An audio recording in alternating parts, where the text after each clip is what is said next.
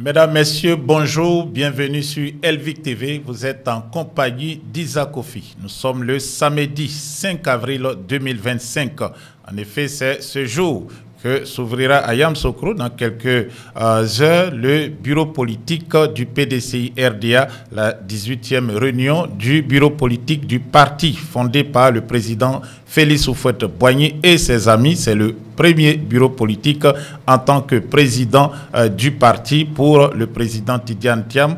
À Yamoussoukro sont attendus plus de 2000 délégués qui vont plancher sur les questions qui touchent au parti et surtout choisir une date pour la prochaine convention, une date pour la convention bien sûr du parti. Voilà, presque octogénaire. Le parti donc est à la croisée des chemins, mais plus fort que jamais, car on le voit, les attaques qui fusent de partout, les attaques diligentées par le dictateur de la Côte d'Ivoire, Alassane Dramane Ouattara, qui a décidé de faire disparaître le parti fondé par le président Félix Houphouët-Boigny, son bienfaiteur. C'est lui qui lui a permis de mettre les pieds en Côte d'Ivoire et même d'obtenir, bon, si est-ce qu'il avait la nationalité ivoirienne. En tout cas, il était Premier ministre de Côte d'Ivoire sans posséder de documents ivoiriens. Ça, c'est une autre affaire. Nous reviendrons là-dessus. Je vous invite à vous abonner à notre chaîne, à aussi cliquer sur la sonnette de notification, l'activer donc pour recevoir les alertes chaque fois que nous sommes en direct. Alors, sans trop tarder, le bureau politique qui se tient, c'est pour fixer, comme je l'ai dit tantôt, la date de la convention qui va choisir le candidat du PDCI RDA, certainement et sûrement le président du parti, le président Tidiane Thiam, donc qui sera le candidat du parti à l'élection présidentielle d'octobre 2025. Si est-ce que cette élection se tient, vu donc les irrégularités qui sont observées sur la liste électorale et puis le manque de dialogue politique et de dialogue avec les acteurs politiques et aussi de la société civile de la part du régime d'Alassane Dramane Ouattara.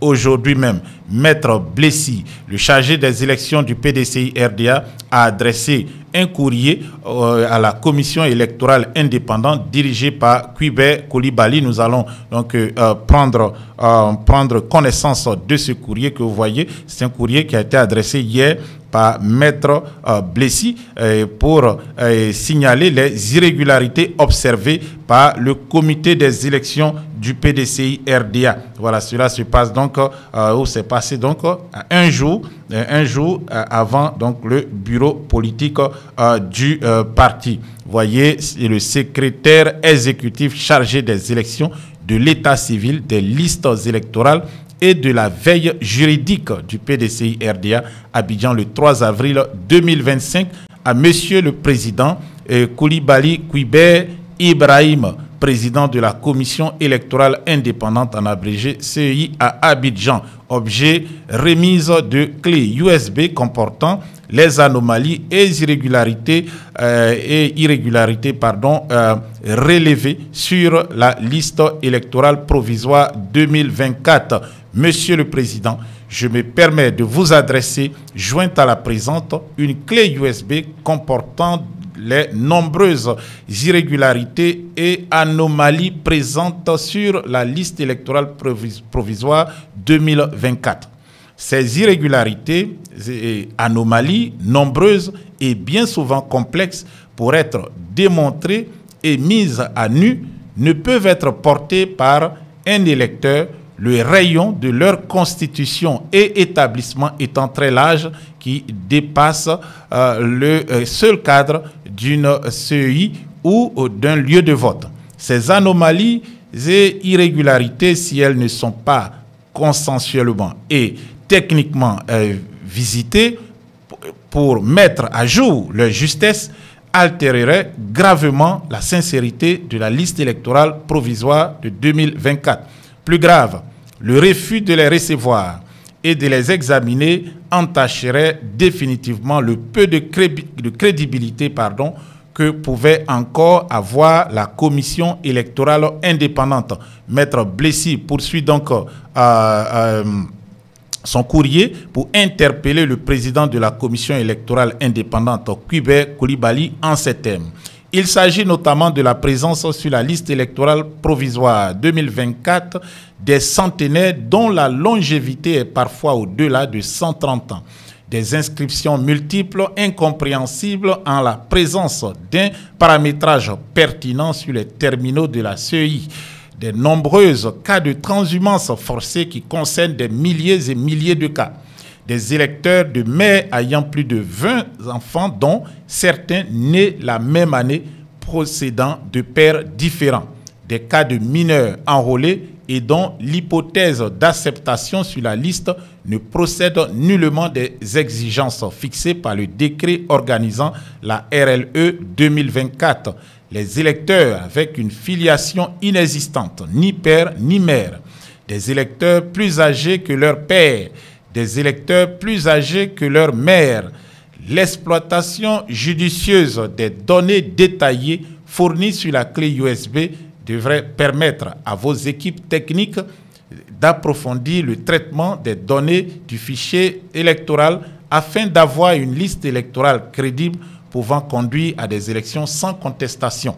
Le PDCI RDA se tient instamment à la disposition pour opérer ensemble ces corrections plus que nécessaires.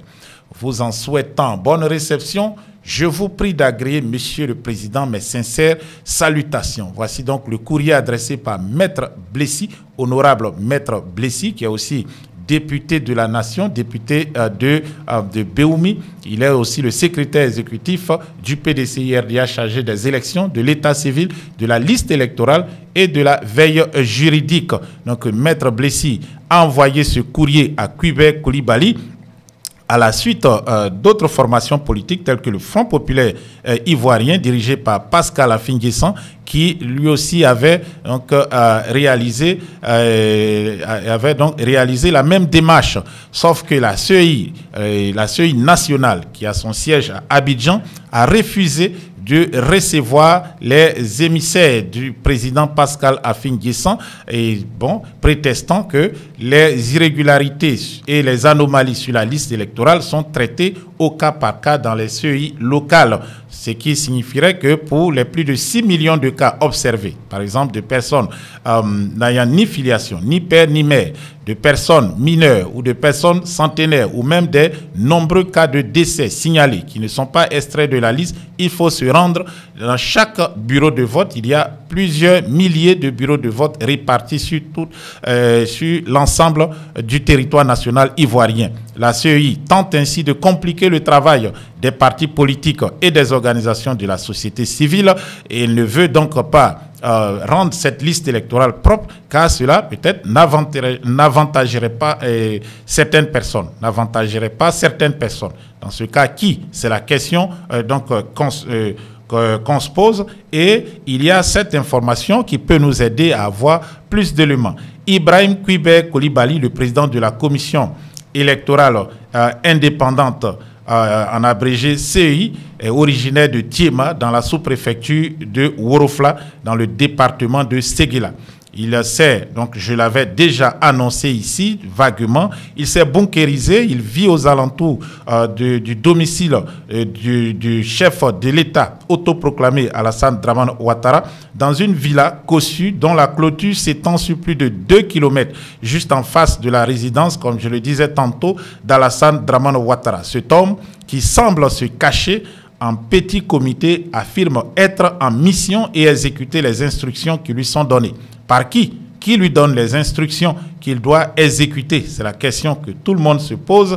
Il s'est opposé, par exemple, à ce qu'une RLE, une révision de la liste électorale, qui est pourtant mandatée par la loi, puisse se faire ou se fasse en cette année 2025. Donc les nouveaux majeurs et les personnes qui n'ont pas pu se faire établir les pièces d'identité à temps, car de l'autre côté aussi, l'administration ralentit le processus pour éviter qu'il y ait peut-être beaucoup d'hommes qui vont donc se faire enrôler sur la liste électorale pour aller voter, car ils savent que ces personnes ne voteraient pas pour eux. Et voici donc le RDA qui dit être majoritaire et qui affirme que 96% des Ivoiriens réclament Alassane Dramane Ouattara. Voilà, Quibé Koulibaly, qui est en mission, sûrement pour Alassane Dramane Ouattara, est donc le voisin immédiat de ce dernier. Sa sécurité est assurée par une impressionnante garde composée d'au moins 25 soldats. Vous avez bien compris, 25 soldats d'élite du groupement de sécurité de la présidence de la République. Ceux qui gardent Alassane Dramane Ouattara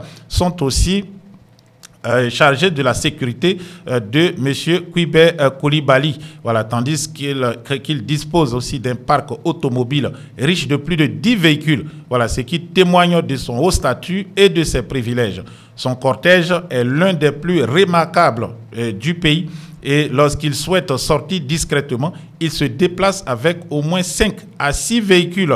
Voilà, c'est lui le président de la commission électorale indépendante. Concernant sa famille, concernant la famille de Kouibé Koulibaly, une partie se trouve au Canada, tandis que l'autre partie réside en France. Son épouse, Zionogo Geneviève Koulibaly Kouibé, je répète le nom de la dame, Zionogo Geneviève Koulibaly Kouibé, également magistrate, devrait rester sur Abidjan et se sécuriser ensuite hors de la Côte d'Ivoire juste avant octobre 2025.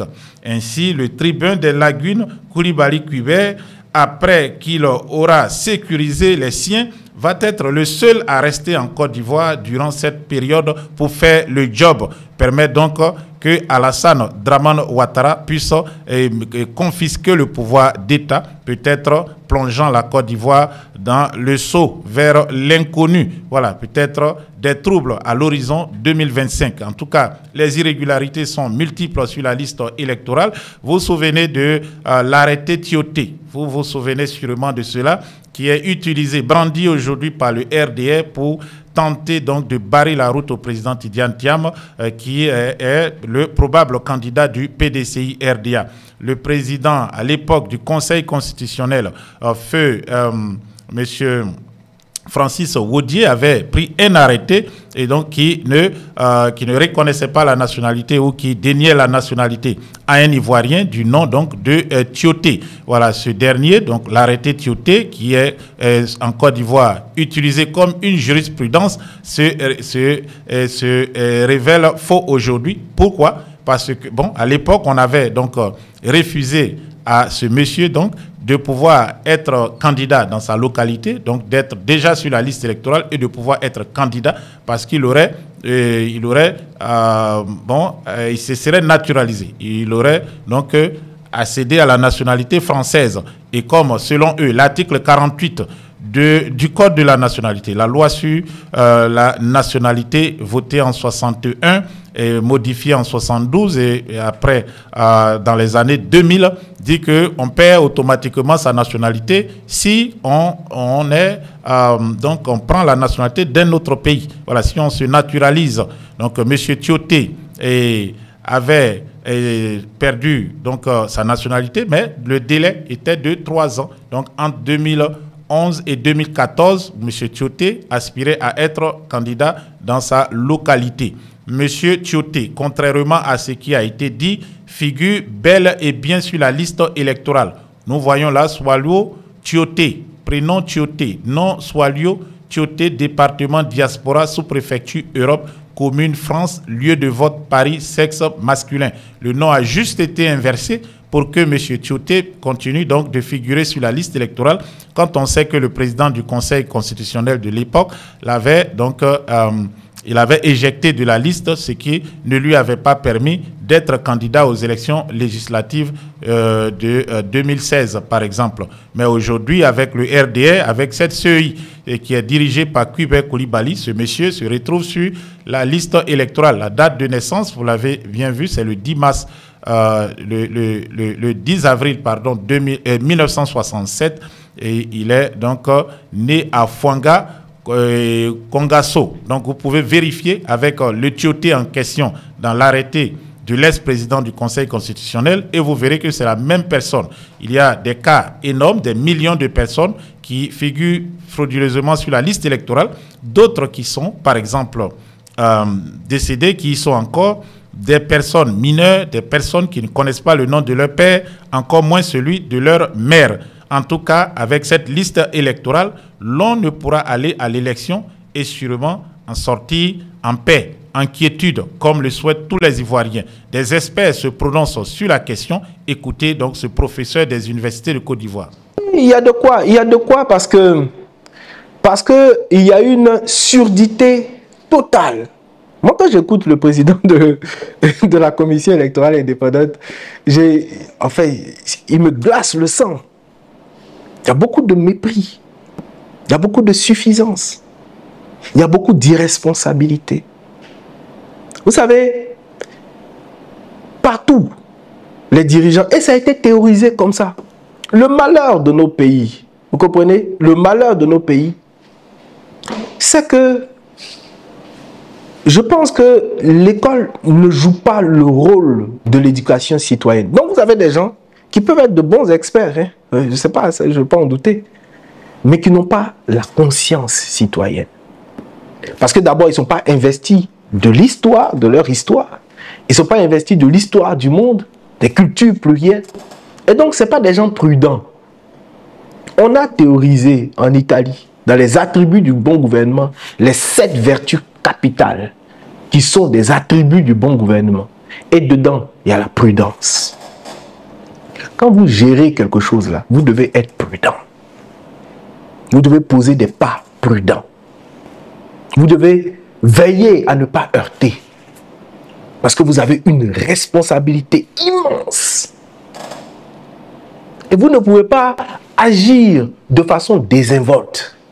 Moi, j'étais dans la salle l'année dernière, en septembre, octobre, au moment où on lançait l'opération de la révision de la liste électorale.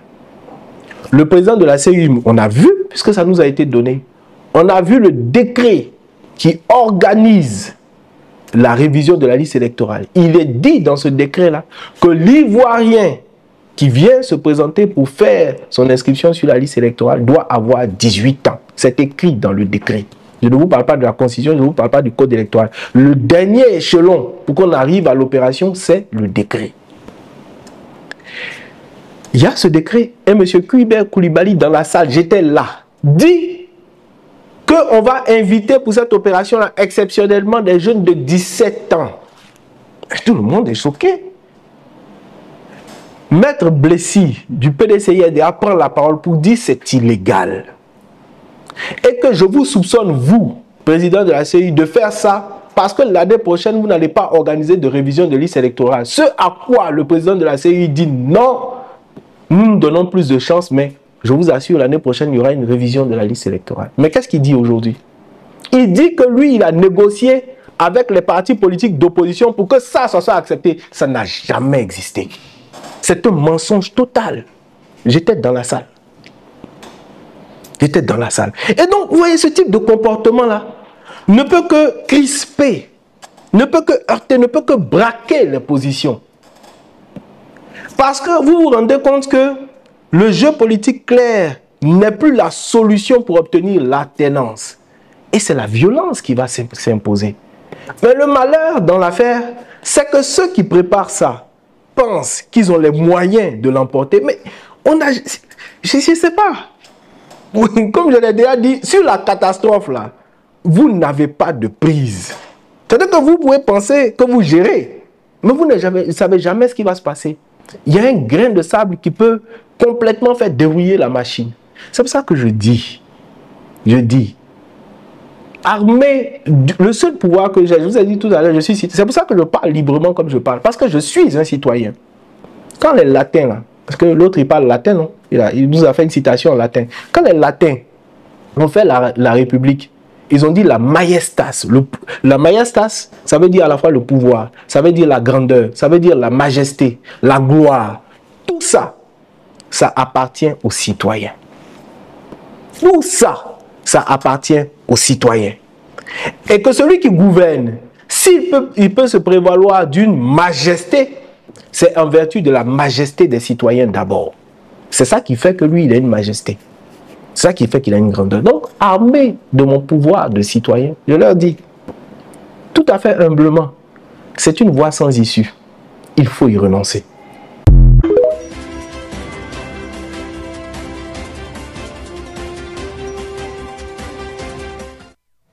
Voilà, une voie sans issue. Mais pour le RDR, c'est la voie sûre, la voie la plus sûre, dirais-je, pour confisquer le pouvoir en Côte d'Ivoire. Et il semble avoir pour complice principal le président de la commission électorale indépendante, l'arbitre chargé de départager les adversaires politiques qui s'affronteront pour cette élection. En tout cas, la voie semble être, ou la voie pour accéder au pouvoir en Côte d'Ivoire désormais semble être tracée, c'est la violence. Les partis politiques de l'opposition vont-ils se laisser faire, voler une victoire par un parti qui est vomi par l'ensemble de la population, un parti qui a échoué, qui a jeté des millions de citoyens dans les rues, qui a dilapidé les ressources du pays, qui a bradé le pays à des entrepreneurs ou des pseudo-investisseurs véreux venus de l'Orient, du Moyen-Orient et d'autres contrées lointaines.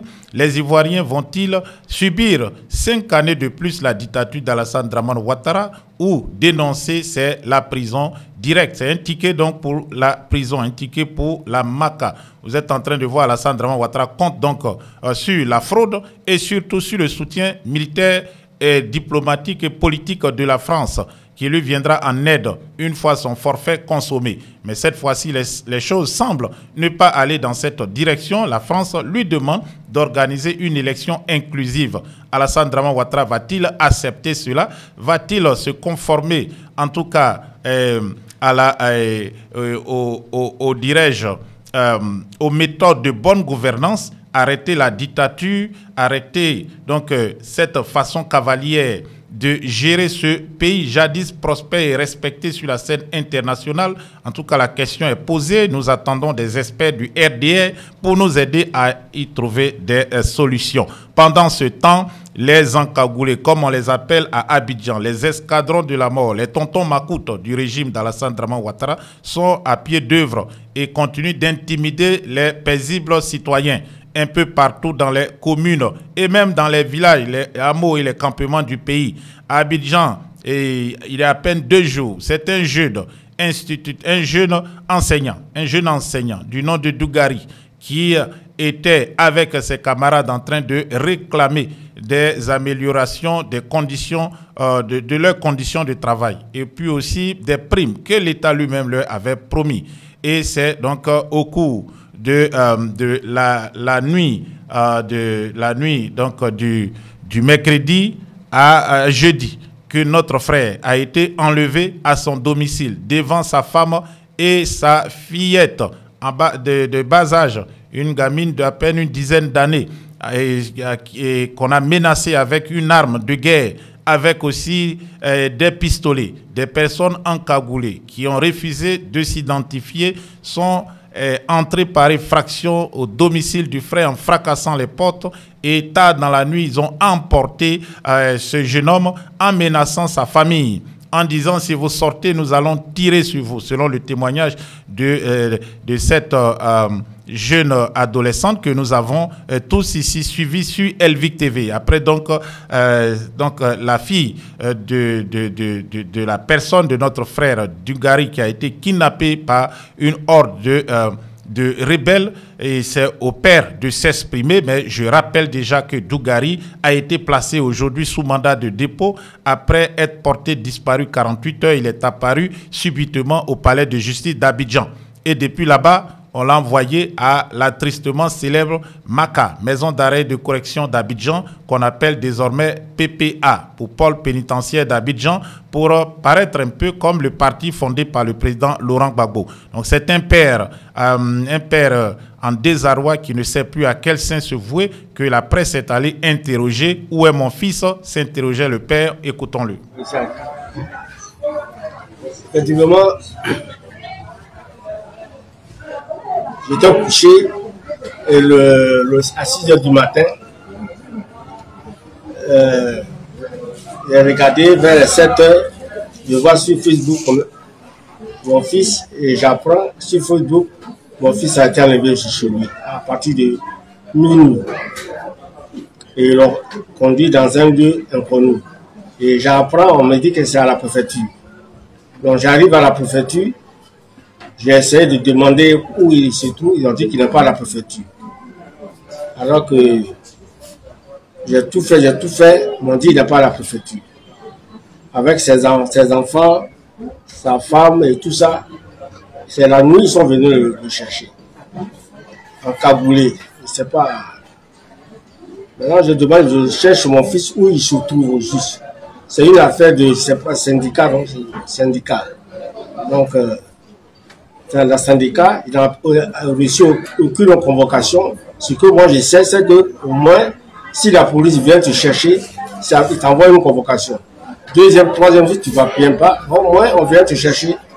Mais en Kaboulé, à minuit, on vient, on casse sa porte, on fracture sa porte et on prend son téléphone, le téléphone de sa fille, le téléphone de sa femme. Tout ça, ils emportent. On appelle, ça ne prend pas. Non, je suis allé jusqu'à la préfecture de police où il se trouve, où on m'a dit qu'il est là, qu'il est parti. J'arrive là-bas, on me dit qu'il n'est pas là-bas. Présentement, je me demande où ils ont emmené mon fils. Où est-ce qu'ils ont amené mon fils? Le fils a été retrouvé hier au tribunal de première instance d'Abidjan.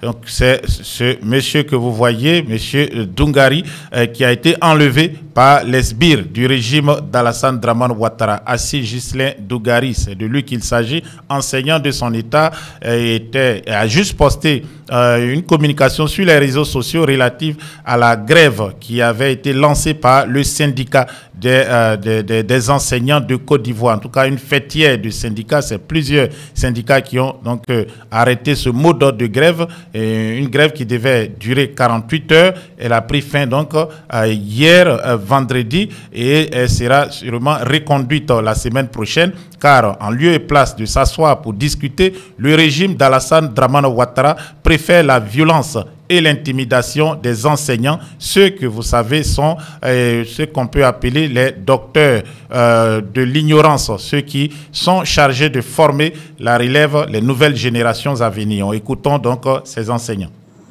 Bilan de la première journée de la grève du secteur éducation-formation. Camarades enseignantes, camarades enseignants de Côte d'Ivoire, pour amener votre gouvernement à nous accorder la prime d'incitation pour l'amélioration de notre bien-être, nous vous avons invité à observer un arrêt de travail de 2 jours reconductibles. Ce jeudi 3 avril et le vendredi 4 avril 2025. Pour l'application de ce mot d'ordre, vous avez été formidable. Tant votre mobilisation a été à la hauteur de nos attentes. Le pourcentage de ce jour en dit long. Enseignement préscolaire et primaire, 80% de mobilisation. Enseignement secondaire général, 95%. L'enseignement technique et la formation professionnelle, 99,66%.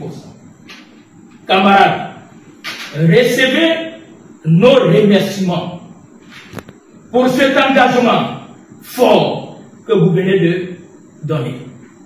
À ceux qui sont encore hésitants, je vous invite à rejoindre le groupe pour qu'ensemble, nous puissions savourer la victoire. À la prime, à la prime, à la prime, à la prime. Voilà, à la prime donc, à la prime. Le régime d'Alassane Dramane Ouattara n'a donné aucune suite à la revendication des enseignants. Ceux-ci donc sûrement vont continuer leur mouvement de grève ce lundi. Les élèves de Côte d'Ivoire risquent donc une fin d'année mouvementée. Ils risquent de se retrouver en année blanche comme ça a été le cas en 1990. Et puis il faut aussi signaler que c'est la période où le PASEC passe pour faire donc les évaluations du niveau scolaire des étudiants de chaque pays. La Côte d'Ivoire est avant-dernière du classement du PASEC et cette année encore, elle risque même d'aller encore plus bas, plus en profondeur, comme dirait l'autre. Elle risque de se retrouver dernière, car on le voit, l'enseignement en Côte d'Ivoire est en lambeaux, comme le système de santé aussi. C'est en tout cas un signe palpable de l'échec d'Alassane Dramane Ouattara et de ses sbires. Téné Brahima Ouattara dit photocopie, qui cherche ceux qui dénoncent cet état de fait pour les assassiner. En tout cas, je pense que bon, il n'a peut-être même pas eu à faire l'école correctement en Côte d'Ivoire. En tout cas, des réalités sombres pour un pays qui jadis faisait en tout cas rêver des millions de personnes à travers l'Afrique et le monde, c'est une descente aux enfers et surtout une triste descente aux enfers pour quelqu'un qui se vantait à l'époque d'avoir relevé l'économie du Japon et d'avoir relevé l'économie aussi du Mexique lorsque ce pays avait connu le tremblement de terre en 1985. Alassane Dramane Ouattara est donc, comme vous le voyez, une honte pour l'Afrique, pour les économistes africains. Voilà, donc nous reviendrons sur cela, sur le volet social de tout ce qui se passe, les grèves des enseignants, mais aussi les grèves programmées par d'autres dirais-je, corporations telles que les agents du ministère de l'équipement et du transport routier qui lancent une opération bandeau rouge pour exiger des primes et aussi souhaitent qu'ils soient payés correctement. Face à leurs revendications restées sans suite, les agents du ministère de l'équipement et de l'entretien routier regroupés au sein du Sinama Maire, voilà le syndicat donc de ces agents du ministère qui est dirigé par Amédée Kouakou, voilà, dont on parle d'ailleurs tout à l'heure. Ils ont lancé le 3 avril 2025 l'opération Bandeau Rouge. Pendant 10 jours, ils afficheront leur mécontentement en arborant ce symbole sur leur lieu de travail, une manière pacifique mais déterminée de faire entendre leur voix. Amédée Kouassi va-t-il entendre leur voix? C'est la question. L'homme qui se fout ou qui s'en fout de l'IDH, l'indice de développement humain, un autre classement mondial, où la Côte d'Ivoire caracole aux dernières positions, va-t-il entendre que des personnes qui déjà pour lui sont déjà bien parce qu'au moins ils ont un travail, ils demandent des primes, ils demandent plus d'argent. Mais pendant ce temps, Amédée Kouakou est sous enquête criminelle en France pour des détournements et des blanchiments de deniers publics et surtout pour qu'est-ce que je peux dire pour des cas ou un cas, voilà, c'est un cas signalé pour le moment, un cas de corruption d'agents publics étrangers. Amédée Kouakou est donc cité dans cette enquête qui concerne l'homme d'affaires M. Dakhla, qui recevait des contrats de plusieurs milliards de l'État de Côte d'Ivoire et qui en échange verserait des pots de vin à des officiels ivoiriens selon Africa Intelligence ou la lettre du continent. Il verserait ces pots de vin sur le territoire français à Amédée Kouakou, dont un des fils a été retrouvé au domicile de M. Dakhla. Ensuite, M. Dakhla a aussi corrompu, selon les juges français, Téné Birahima Ouattara, 10 photocopies, le cadet ou le fils d'Alassane Dramane Ouattara qui, lui, exerce comme ministre de la Défense. En tout cas, retournant au ministère de l'entretien routier et ministère aussi des transports, où ces agents qui ont donc, exercé leur droit à une grève pour demander des améliorations de leurs conditions, en tout cas risque gros. Voilà, ils ne sont pas les seuls qui souffrent aujourd'hui en Côte d'Ivoire. Les planteurs de cacao en Côte d'Ivoire sont les moins nantis sur tout le continent africain et même au-delà, dans le monde entier. En effet, le cacao actuellement coûte 8 225 francs sur le marché international. Selon ce poste que vous êtes en train de voir, il coûte donc 6 000 francs au Cameroun et 5 000 francs CFA à Madagascar. Quant à la Côte d'Ivoire, le cacao est à 2200. Le régime d'Alassane Dramane Ouattara dit avoir augmenté le prix du cacao il y a à peine quelques jours. Et lorsque le prix était à des sommets, par exemple à 12 000 francs, on l'achetait à 1200 francs en Côte d'Ivoire. 1800, voilà, 1200, on est passé à 1800 et puis on le sait, ces prix qui sont fixés officiellement, ces prix bochants ne sont pas pratiqués dans les zones rurales. Les paysans peinent souvent à rentrer en possession de leurs dû. Les acheteurs véreux qui sont souvent protégés par des pontes du régime RDR continuent de les escroquer. Dans les zones rurales, c'est la pauvreté, la paupérisation dans les zones rurales de Côte d'Ivoire. Donc, le régime d'Alassane Dramane Ouattara dit avoir augmenté ce prix d'environ 40%, mais il est très largement en dessous du prix pratiqué dans beaucoup d'autres pays en Afrique et au-delà dans le monde. Donc, les planteurs ivoiriens n'ont qu'un quart du prix international pratiqué sur les bourses de Londres, de Chicago et de New York. Et ils sont à un tiers du prix pratiqué au Cameroun, qui est pourtant aussi un pays francophone, un pays ex-colonie française, où il y a à peu près les mêmes fiscalités et les mêmes, dirais-je, politiques économiques. Et puis, à Madagascar, une île difficile d'accès, on pratique un prix plus élevé que le prix pratiqué en Côte d'Ivoire, qui est le plus grand producteur mondial. Donc le poste, vous le voyez, s'interroge, mais ma question est de savoir si la Côte d'Ivoire est le premier producteur de ce produit au monde, pourquoi n'a-t-il pas le prix le plus élevé mondialement? C'est la question qu'on se pose nous aussi.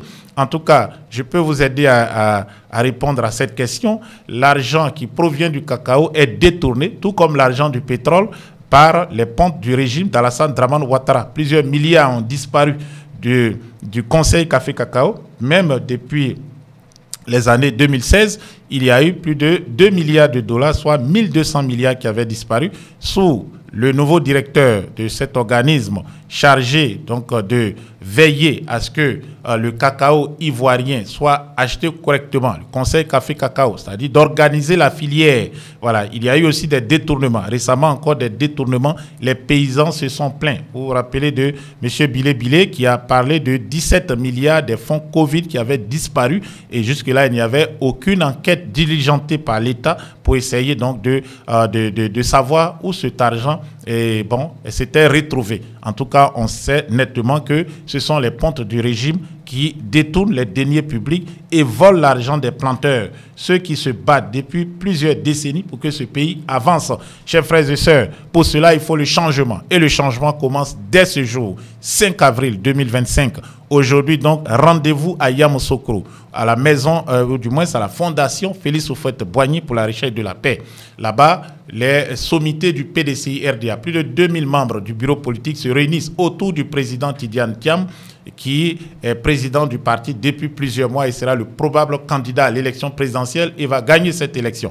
Car Alassane Dramane Ouattara le sait, son temps est terminé, son crédit en tout cas est fini, est terminé, il n'est plus crédible, il doit se retirer tout simplement, passer la main à une nouvelle génération. On se retrouve donc au cours de la journée pour ensemble vivre ce qui se passe à Yamoussoukro et puis le commenter ensemble. Et le soir, n'oubliez pas notre rendez-vous de tous les jours sur l'éléphant debout. Ce soir, on va décrypter. Vous aurez la possibilité d'appeler pour vous exprimer sur la situation politique, économique, sociale de la Côte d'Ivoire. En tout cas, merci de votre fidélité. Merci d'être resté durant tout ce temps pour nous écouter ce matin. Donc, à tout à l'heure. C'était Isaac Kofi pour Elvic TV.